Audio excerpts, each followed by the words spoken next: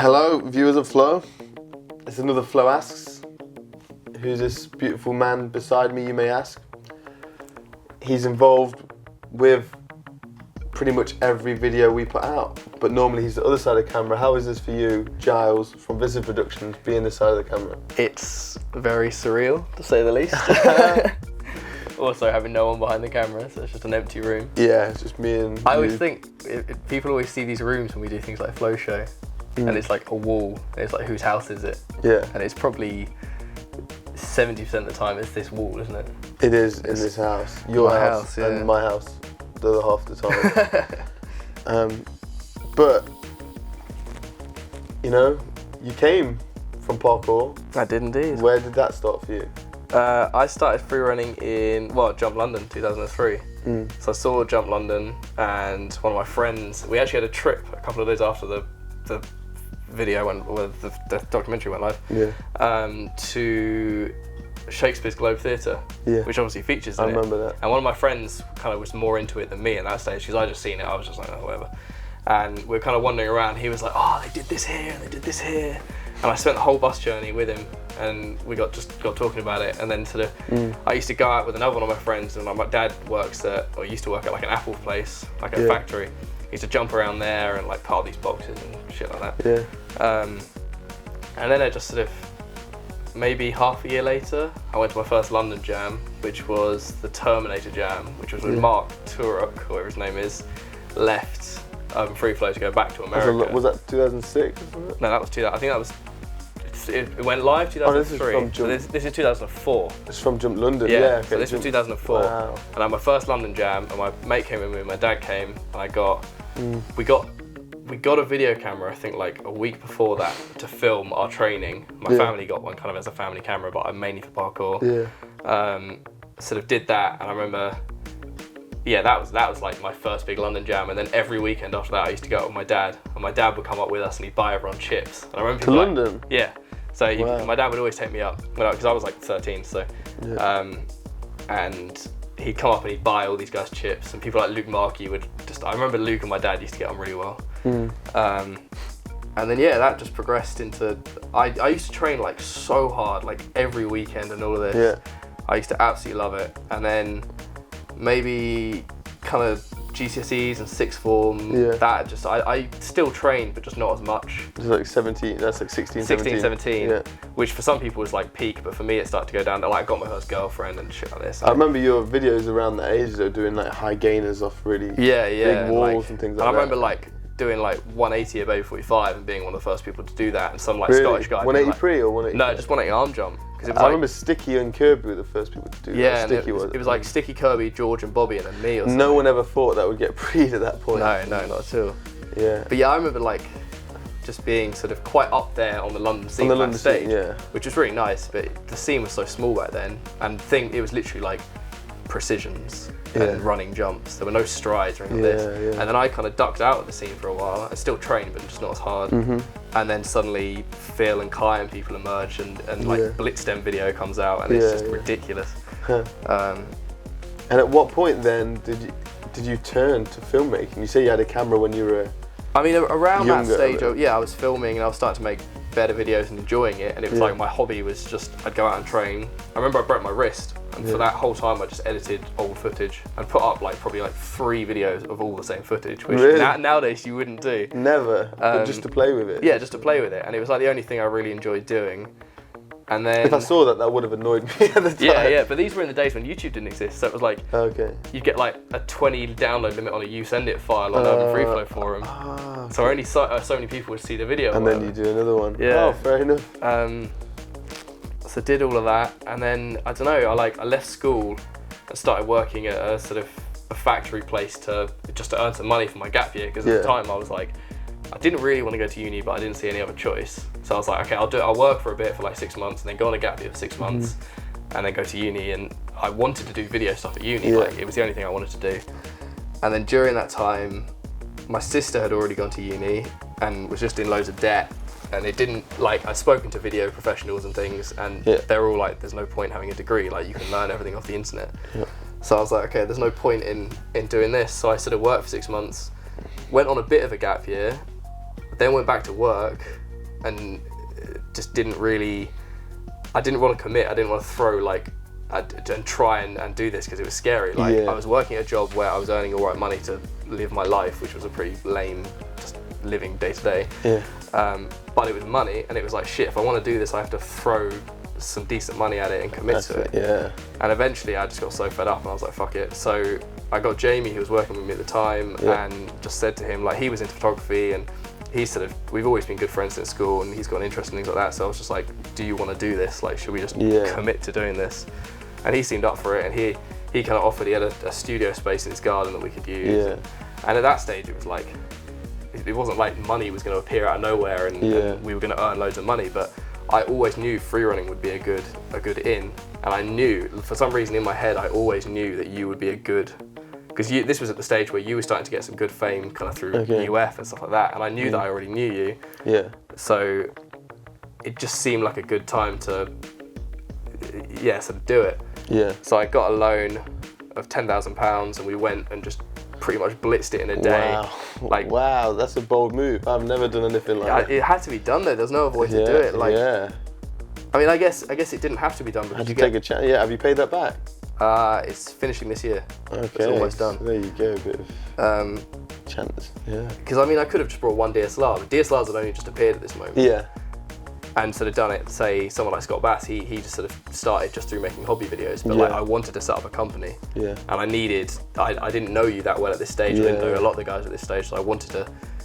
It had to be done. So we blitzed like 10 grand in a day. I had the bank calling up my phone, being like, blocking my account and being like, somebody's got your card and all of this. But we set up this company in like a couple of weeks, and then just kind of got to it and started doing free videos for people and started making. I just used to go up to London with the gear and make free running videos. And then I guess somewhere along the line you came along and. Do you remember that? I remember being at home and getting a phone call, because I put up a few videos at that stage. Got a phone call from you and you were like, I want to start doing these like flow. No, it was Live in handstand. No, it was Live While Goes. Live While Goes. The first thing we did was go to Liverpool with Danny. Yes, that was it. Yeah. Because I really wanted someone to help, and I knew you were making videos and you could do the talking side. That was the hardest thing with parkour, because everyone was making videos. I mean, I was editing videos at the time. Yeah, and you were getting decent views. Good views. I built a subscriber base, but the difference was, as soon as it becomes the audio side of things, you have to record sound. That's a whole nother game. That's the problem. Is that's a whole nother, and you have to learn it, or you have to have someone that's just specialised. Just trying to give that slightly more professional approach. And you had that capability from. I remember you did the interview with Example. That's when we first met again, like years later after parkour, and so we went to Danny's and filmed a show episode on him. But he didn't talk in that at all, did he? No, that was all you. We just captured his life, and then. And then he subsequently proceeded to get that taken down. Which I don't. And it's fair play. I want to respect him. I do respect him. If he asked me to take it down, I'd take it down. I'd ask why, but I'd take it down. But if, went through the YouTube channels and got it taken down, is what it is. But that was practice for us, and that was good. And then we went to Leeds. We spoke with Sebastian there. We went to Cambridge. Cambridge with Phil. We did the Live Eyes London challenges, which got decent views. One of them's on 100,000. And I think these were things that helped us to get flow. Like, you do things. It was like a giant warm up, wasn't it? It was a warm up, and you're never sure why you're doing. You're doing them because you want to build a profile. But the views really aren't like. To make money from YouTube, you have to get millions of views consistently. And we weren't doing the things that were gonna. And we knew we weren't doing things that were gonna get millions of views, because they weren't viral. They were just for the parkour community. That's the thing. I'm personally like, I want to do things that the parkour community want to see. That's it, and we want to just make a living from making things the parkour community want to see. The only thing is, it's not millions of views on YouTube, so you can't do that solely and get paid from YouTube and make a living. So the blessing was when Base 79. Contacted us and said, we're putting this pitch together for YouTube for some original programming. Can you help us? Like, because we had all my content. We got Damien was on board as well with his content. We had some great content, but we had to pitch different strands to flow. I pitched 7 or 8 different strands. I think I pitched 8 strands, and 7 of them got picked up, or 7 of them and 6 got picked up. And we were like, here's some budget. And we're like, right, that's the year plan. Now we've got, and this was at this time last year. This time last year. Because this time last year we were in Derby filming the first Waters and Sheaf. We were filming a lot of Waters and Sheaf. We had Jenks with us. Yeah. It was cold. There's a big year ahead. A lot of pressure, man. Like that was. We started off pretty slow as well. Yeah, we knew we had so much to do, but literally throughout the year we've had these little bursts, haven't we? Yeah. Of like 1 week solid filming.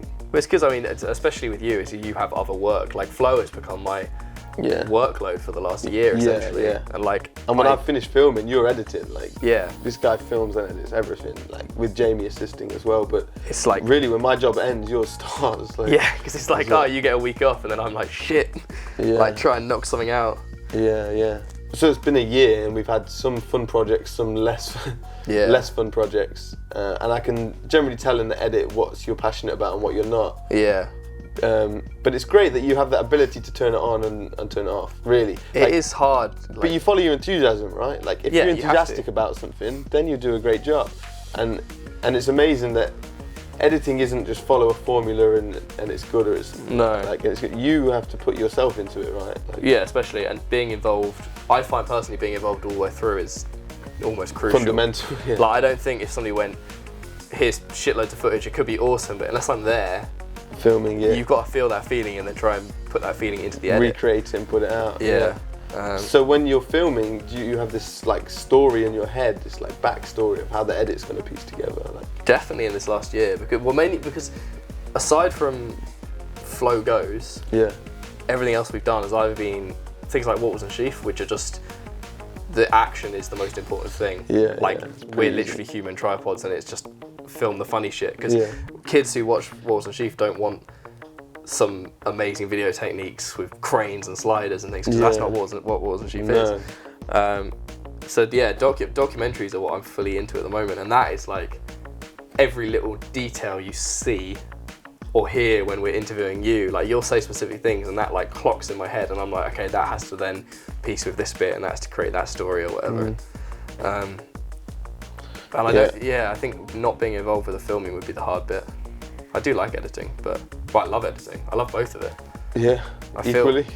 Yeah, I don't know. I think I just like the whole thing. If you were to film something and give it to someone else, I think you'd be upset if it came out differently to how you'd want. Yeah, then and if you were to get given footage and not experience the journey. Yeah.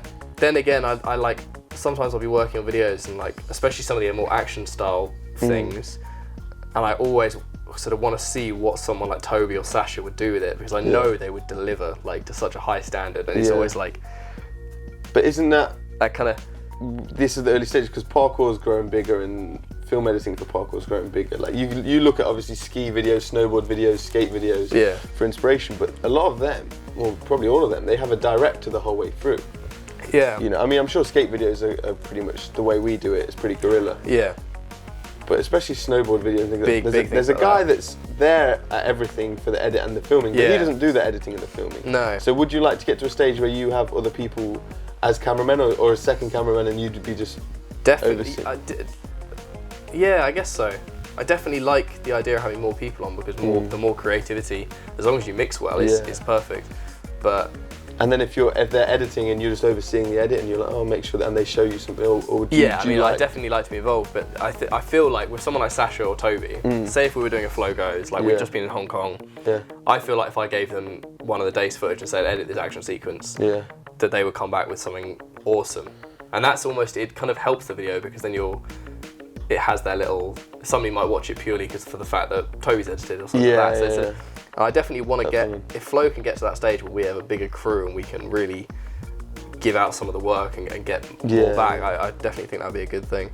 But I do like being involved. I don't think I could ever step back and just be like, there's so many people in the world who call themselves directors who don't really do much, but yet get a lot of the reward from it, because they're like, oh, I directed this. It's like, no, you didn't. Like, you were there and you kind of said, yeah, that's cool, do that or whatever. But they weren't. But the DP did most. They of weren't the in there. Yeah, it's true. It's better to be ingrained in it the way you have been. What do you think is like the most rewarding part of your job? Because obviously you get to see the videos on the internet and get the comments, but you also get to live them and travel as well. Like, they're two differently complete things, I think. It's so rewarding when somebody like comments and says like, this is the most inspirational video or anything like that. Like it is fully so nice to see.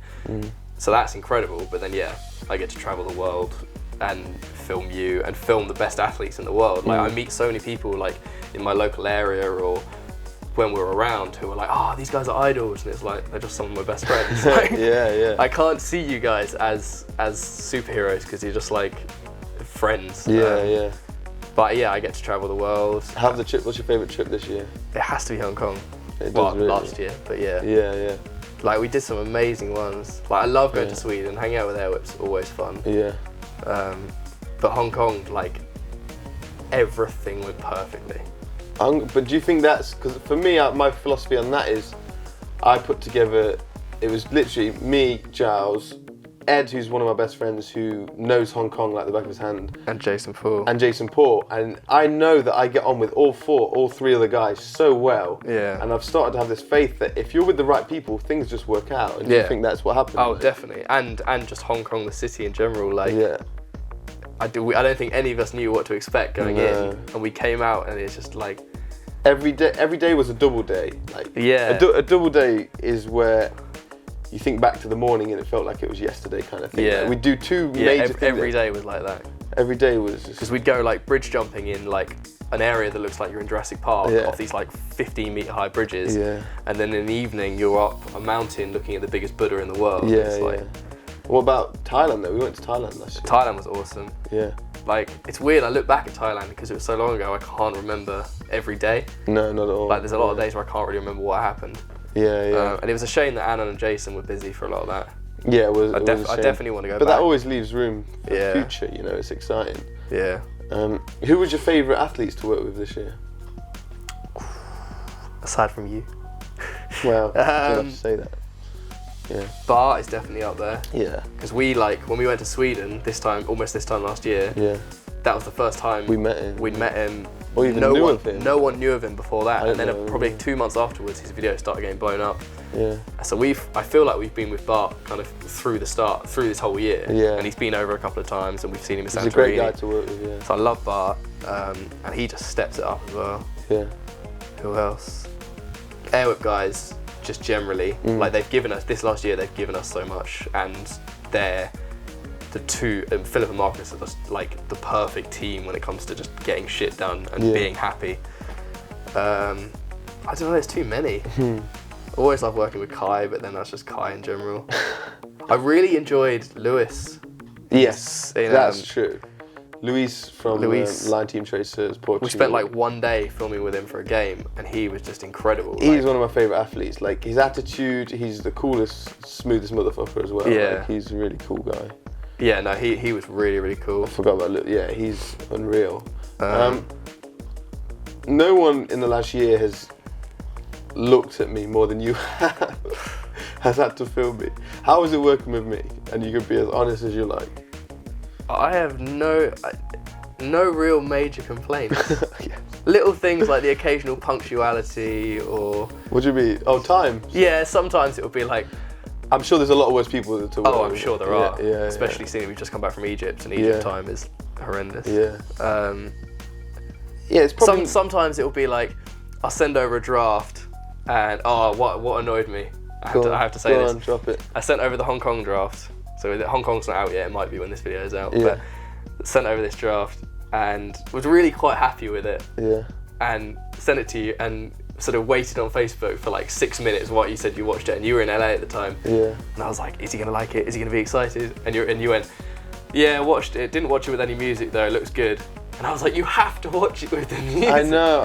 And it was like, I'm sure it was late. I think it was quite like late at the night. I definitely had my reasons. I'm sure you did. Yeah. I was so excited to like hear your thoughts. And I was like, he didn't watch it, like... Yeah. No, I mean, me of all people, I know the importance of but no major complaints at all. The odd time you turn up to my house and I was asleep on the other side of London. But no, you've given us so much that we couldn't complain about anything. Like, you've given the ability to work and travel for the last year. I hope to continue.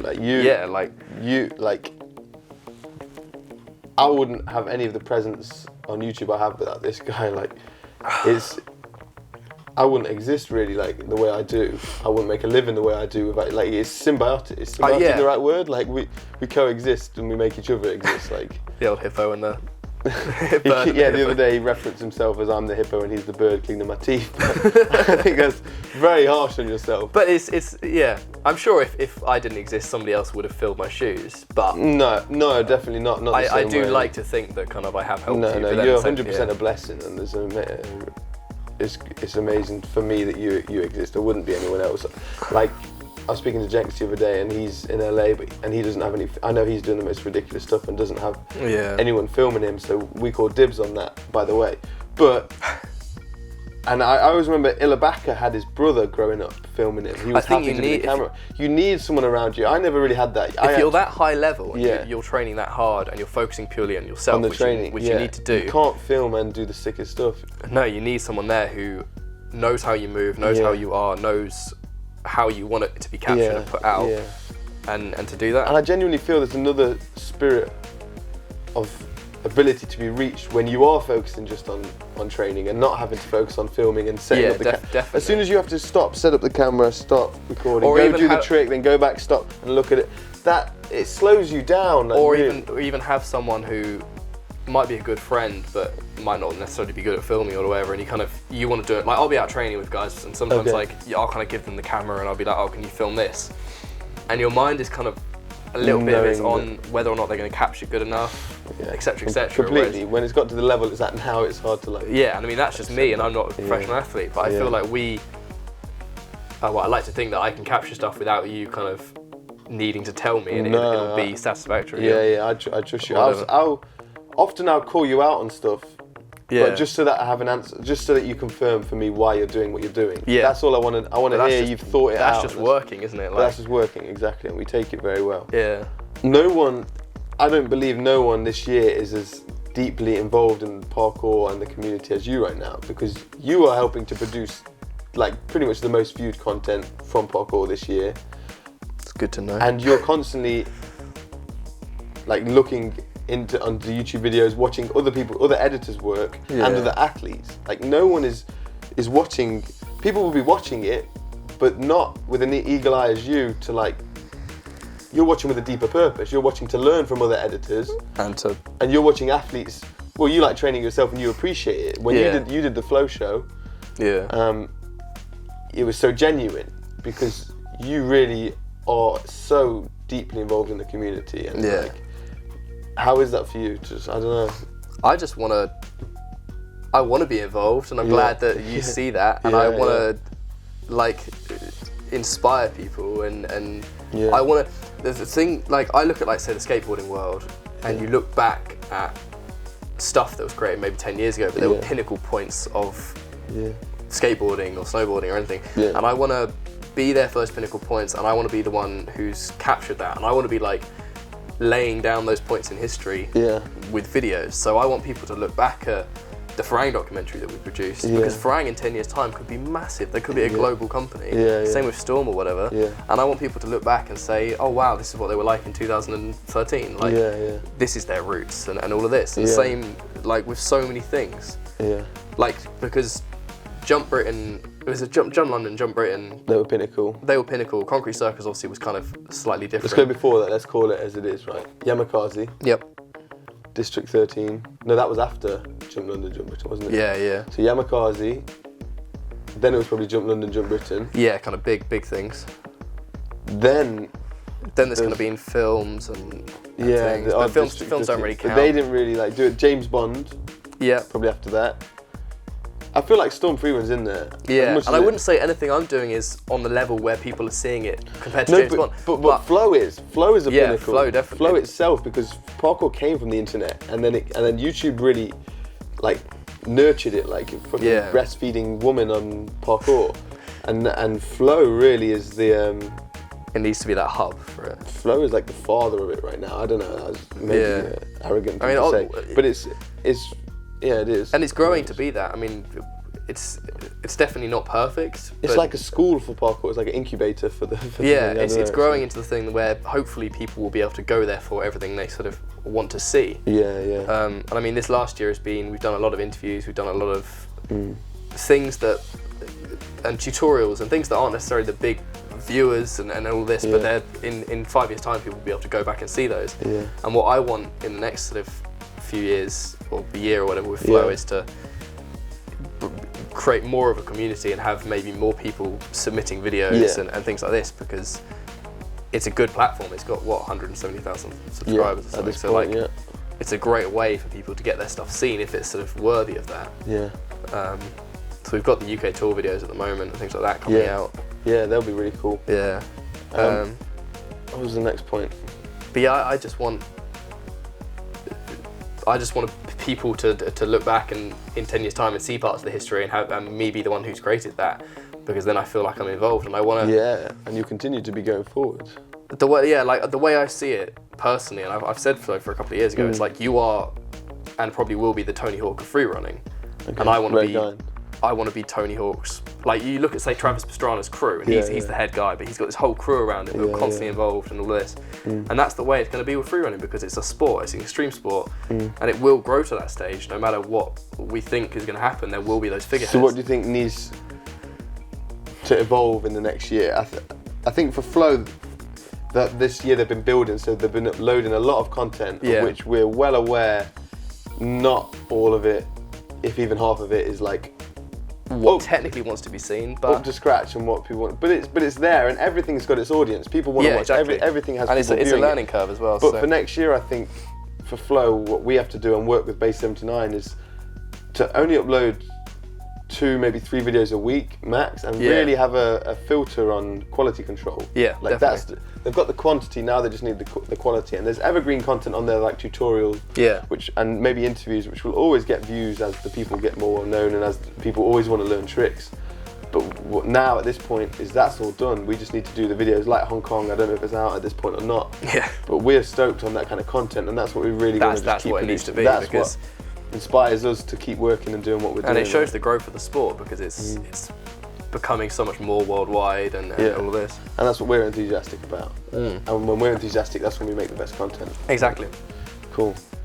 I think that's a good point to end it on anyway. Yeah. I mean, we could have talked for hours, but we do.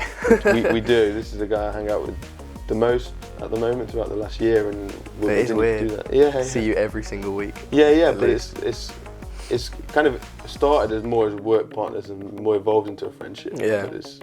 But it's cool, man, because if I don't like a guy and I don't go on with him, I can't hang out with him that much. And you're just so chill, like you reflect that, so it's not a problem. It's been an absolute pleasure, Giles. Thank you very much. Thank you for watching this interview. I hope you learned something new, as it's not necessarily an athlete, but the guy that played probably the biggest role in producing everything you've watched this year. Stay tuned for more interviews. We're going to branch off from the athletes a bit and speak to more of the people that play pivotal roles in the parkour community right now. Thanks for watching. I would just like to say, Go on. If there aren't any videos on the Visive Production channel yet, hopefully there will be soon. That's something I want to start doing. Subscribe to Visive Productions. Not even that. I just want to start making more videos. For Visive, yeah. Yeah. So we shall see. It's here, see. man. It's here. Your name's still out there. Yeah, exactly. Right. So, thank you.